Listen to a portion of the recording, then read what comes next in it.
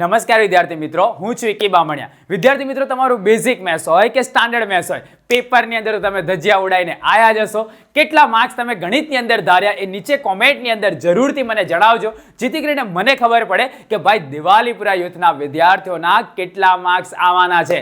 અત્યાર સુધીના તમે જે પેપર હતા એની અંદર તમારું પરફોર્મન્સ ઘણું બધું સારું રહ્યું હશે, એ બી નીચે જરૂરથી જણાવજો. આપણા જે વાવાઝોડાના સેશન્સ હતા એ તમને કેટલા ઉપયોગી થયા એ બી નીચે કોમેન્ટની અંદર જણાવજો, જેથી કરીને અમને ખબર પડે કે ભાઈ દિવાલીપુરા યુથ પર જે કન્ટેન્ટ આપવામાં આવે છે એનાથી તમને કેટલો ફાયદો થાય છે. હવે આપણે આગળનું તમારું જે પેપર છે, મતલબ કે સામાજિક વિજ્ઞાન, જે તમારું 15 તારીખે પેપર છે, બરાબર, તો એના વિશે આપણે થોડુંક ડિસ્કશન કરીએ, જેથી કરીને તમારું 15 તારીખનું પેપર વ્યવસ્થિત રીતે જાય.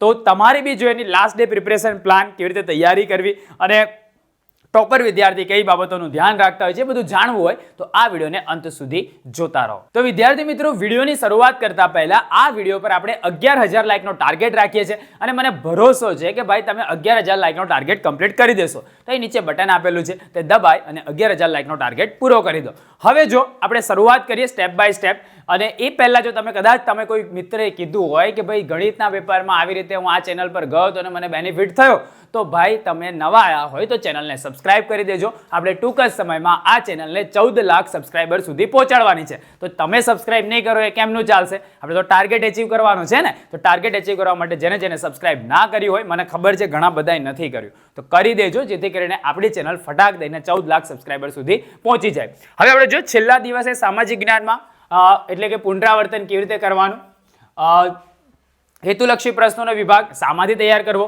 બોર્ડની પરીક્ષા આપવા જતી વખતે કઈ બાબતનું તમારે ધ્યાન રાખવાનું, અને સામાજિક જ્ઞાનનું પેપર પૂરું થયા અને પેપર હાથમાં આવે ત્યારે પહેલાં શું કરવાનું છે, સામાજિક જ્ઞાનનું પેપર પૂરું કર્યા બાદ શું કરવાનું છે, આટલા બધા સ્ટેપ આપણે આ વિડીયોની અંદર ડિસ્કશન કરવાના છે. સૌથી પહેલાં આપણે વાત કરીએ તો ભાઈ છેલ્લા દિવસે સામાજિક જ્ઞાનનું પુનરાવર્તન કેવી રીતે કરવું. તો પહેલાં તો જો વિભાગ એ જે છે એ આપણી ચેનલ પર કરાવવામાં આવે છે. ઓલરેડી બોર્ડના બાહુબલી, બ્રહ્માસ્ત્ર, ઘણા બધા સેશન્સ છે અને વાવાઝોડું પણ આવશે.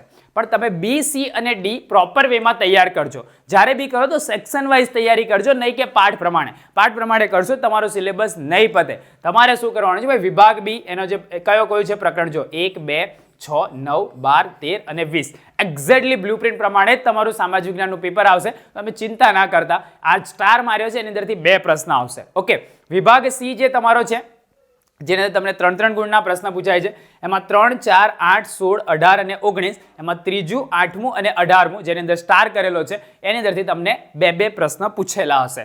વિભાગ ડી જેની અંદરના કયા પ્રકરણ છે, 5, 10, 17 અને 21, અને એક નકશા પૂર્તિ પણ હશે. આની અંદર જોડે શું હશે, નકશા પૂર્તિ હશે, બરાબર. હવે નકશા કયા કરવાના, તો એનો બી આપણે સેપરેટલી વિડીયો તમને આપી દઈશું. તમારો નકશાનો પ્રોબ્લેમ સોલ્વ થઈ જશે. આપણી ચેનલની જે નીચે TDY આર્મીની લિંક છે એની અંદર આપણે વિડીયો શેર કરી દઈશું. તો સ્ટાર કર્યો છે એની અંદરથી 2 પ્રશ્ન, અને બાકીના જે છે એની અંદરથી સિંગલ, મતલબ કે 5, 10 અને 17માંથી 2 પ્રશ્ન હશે, અને આની અંદરથી 1 પ્રશ્ન હશે.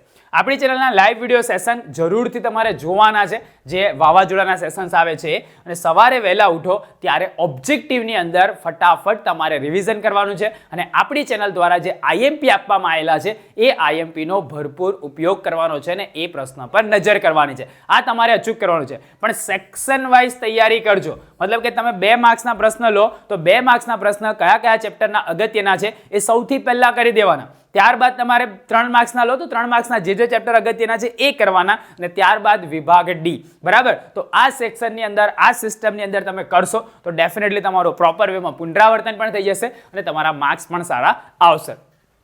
હેતુલક્ષી પ્રશ્ન માટે શું કરવાના, તો ભાઈ દરેક પ્રકરણની અંદર તમને MCQ આપેલા છે, બરાબર. ચોપડીના, કોના? ચોપડીના. તે ચોપડીના MCQ તમારે ખાસ કરવાના. દરેકની અંદર સ્વાધ્યાય આપેલું, સ્વાધ્યાયની અંદર 2-4 MCQ છે એ કરી દેવાના. બોર્ડના બાહુબલીના જે સેશન્સ છે આપણી ચેનલ પર આપેલા છે, ટોટલ 4 કે 5 સેશન હશે, એ બધા જોઈ લેજો એકવાર, અચૂક જોઈ લેજો, આજે જ જોઈ લેજો. દેવ સત્ય પેપર છે, પેલો કે મેં તો એકવાર જોયેલું છે, તો ફરી જોઈ લેજો 2x સ્પીડ પર. નીચે ડિસ્ક્રિપ્શનમાં લિંક છે, ત્યાંથી જોઈ લેજો. દેવ સત્ય પેપર સેટનું સોલ્યુશન 1 થી 5 પેપરનું તો ખાસ કરવું ને કરવું.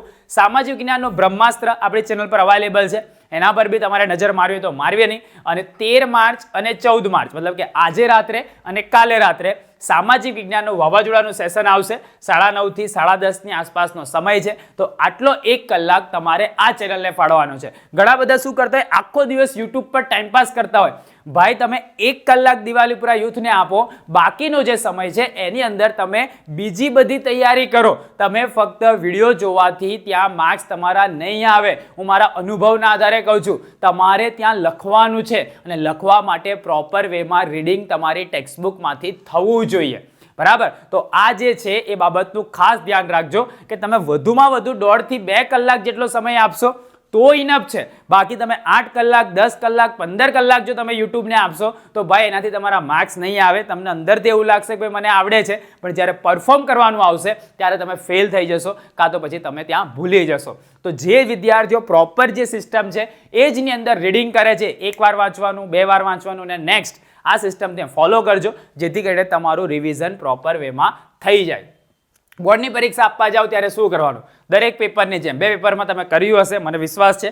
3જા પેપરમાં બી માતા પિતા અથવા તો વાલી હોય અને અવશ્ય પગે લાગીને જવાનું. ભલે શરમ આવતી હોય તો પણ લાગવાનું. આપણા મમ્મી પપ્પા છે તો પગે લાગીને જવાનું. આખા વર્ષની તમારી મહેનતને યાદ કરો કે સામાજિક વિજ્ઞાન માટે તમે કેટલી મહેનત કરી, કેટલા બધા ટેસ્ટ આપ્યા, કેટલી બધી પરીક્ષાઓમાં કેટલી રાતો તમે વાંચ્યું. તો હવે એને ફાઇનલ પરફોર્મ કરવાનું આવ્યું છે તો કેમ પાછા પડીએ? નહીં પાછા પડવાનું. બરાબર? જેટલી મહેનત આપણાથી થાય એટલી કરવાની. બીજું, તમારા શિક્ષક, સલાહકાર, ગુરુના આશીર્વાદ લઈ લો, જેથી કરીને તમને બીજી કોઈ સમસ્યા ના આવે. આગળ આપણે જોઈએ ભાઈ સામાજિક વિજ્ઞાનનું પેપર હાથમાં આવે ત્યારે સૌથી પહેલા શું કરવાનું છે. સૌથી પહેલા તો પ્રશ્નપત્ર ઉપર હાથ રાખવાનો છે અને હાથ રાખીને તમારા જે ઈષ્ટદેવ ઈશ્વરને પ્રાર્થના કરવાની અને કહેવાનું કે ભાઈ અંદર જે કંઈ બી પૂછાયું હશે, જે બી પ્રશ્ન આવેલા હશે એ મને આવડવાના છે. મને ભરોસો છે કે ભાઈ મને એ પ્રશ્ન આવડશે. તો સેલ્ફ કોન્ફિડન્સ ડેવલપ કરજો. જે કંઈ હશે મને આવડશે. આવનારા 3 કલાક મારે મારું બેસ્ટ આપવાનું છે. મેં જે બી મહેનત કરી છે, જે બી અત્યાર સુધીનું જે રીડિંગ કરેલું છે એનું મારે બેસ્ટ પરફોર્મન્સ આ 3 કલાકની અંદર આપવાનું છે. હેતુલક્ષીના પૂરેપૂરા ગુણ આપણે લેવાના છે, એટલે ઉતાવળે ભૂલ ના થઈ જાય આ બાબતનું ખાસ ધ્યાન રાખવાનું. ખરા ખોટામાં તો ખાસ ઘણા બધા વિદ્યાર્થીઓના ખરા ખોટામાં માર્ક જતા રહે, હે ને? ખોટું છે ખરું છે તેને ખબર ના પડે. અંદર 2-3 ગુણના પ્રશ્ન વિચિત્ર હશે એટલે માનસિક રીતે તૈયાર રહેજો. બરાબર? સામાજિક વિજ્ઞાનમાં 2 થી 3 ગુણના, વધારે નહીં. બાકીનું 77-76 માર્ક્સનું તમને આવડે એવું જ હશે, ઇઝી. મતલબ કેવું, ટેક્સ્ટબુકના સ્વાધ્યાય રિલેટેડ એકદમ સહેલા પ્રશ્ન એ હશે, પણ 2 થી 3 માર્ક્સના વિચિત્ર પ્રશ્ન હશે એને તમે લાસ્ટમાં યાદ કરીને લખજો. બરાબર? તો એ પ્રમાણે તમે 80 આઉટ ઓફ 80 સુધીની પ્રિપરેશન કરી શકો છો.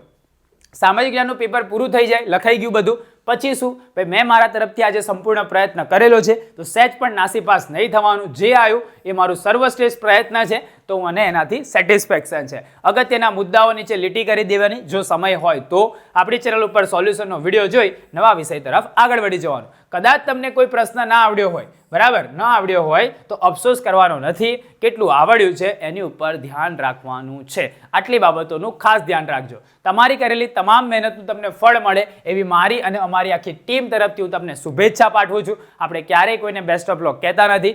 Give best of your work, don't trust on luck in examination. આપણે નસીબના આધારે પરીક્ષા આપવા માટે નથી જતા. આપણે આખા વર્ષ દરમિયાન જે મહેનત કરેલી છે એ મહેનતના આધારે આપણે એનું પરિણામ અને ફળ લેવા માટે જઈએ છીએ. તો ભાઈ આપણે નસીબ પર આધારિત નથી. એટલા માટે કહે છે give best of your work, don't trust on luck in examination. Okay, તો આશા રાખું છું કે તમને આ વિડીયો ગમ્યો હશે. તમારા મિત્રો સુધી શેર કરજો. વાવાઝોડાના સેશનમાં એ લોકોને ઇન્વાઇટ કરજો. આપણો 50,000 લાઈવનો જે ટાર્ગેટ છે એ જરૂરથી આપણે પૂરો કરીશું. મને તો ભરોસો છે તમારા ટાર્ગેટ અમે પૂરા કરીશું. અહીંના લાઇકના ટાર્ગેટ તમે પૂરા કરો, અહીંના જે વ્યૂઝના ટાર્ગેટ છે તમે પૂરા કરો, જેથી કરીને બંને એકબીજાની મદદથી આગળ વધી શકીએ. તો મિત્રો જરૂરથી એને શેર કરજો. ચેનલ પર નવા આવ્યા હોય તો ચેનલને સબસ્ક્રાઇબ કરજો. આવી જ રીતે નવા વિડીયોના નવા ટોપિક સાથે આપણે મળતા રહીશું. ત્યાં સુધી આવજો, ટાટા.